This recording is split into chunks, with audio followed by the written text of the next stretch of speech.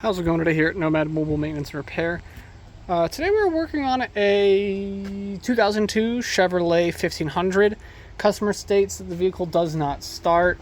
They think that it might be a fuel problem. And what we found was when we put the key in the ignition, we didn't hear the fuel pump. We connected the scan tool, and when we pulled codes, we saw that we didn't have any communication to the ECM.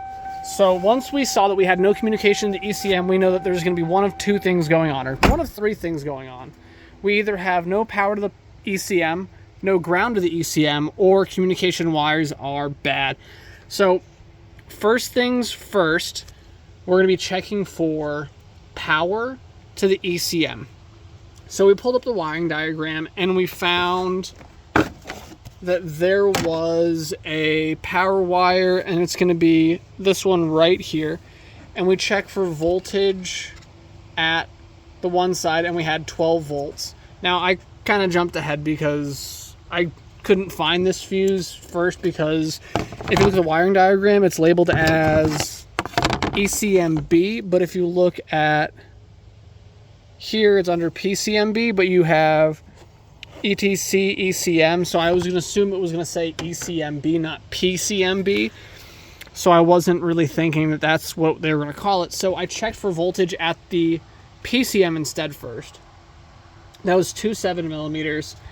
When we check for voltage, it's got voltage on two wires going to it, pin 58 and pin 20. Both of those had 0 volts. So then we knew that it was a 20 amp fuse. And that's when we started probing all the 20 amps, because there's not many of them. And that's when we found that one side had 20 volt, or one side had 12 volts, one side had 0 volts. Pulled the fuse out. Sure as rain.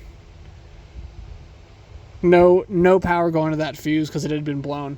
So we got that fuse replaced, and the vehicle now starts. So now usually that's caused by something, but right now we're not seeing anything to be causing that issue. The customer had replaced the ignition cylinder, so maybe that was the issue and now they fixed it and just didn't realize that that fuse had gone. But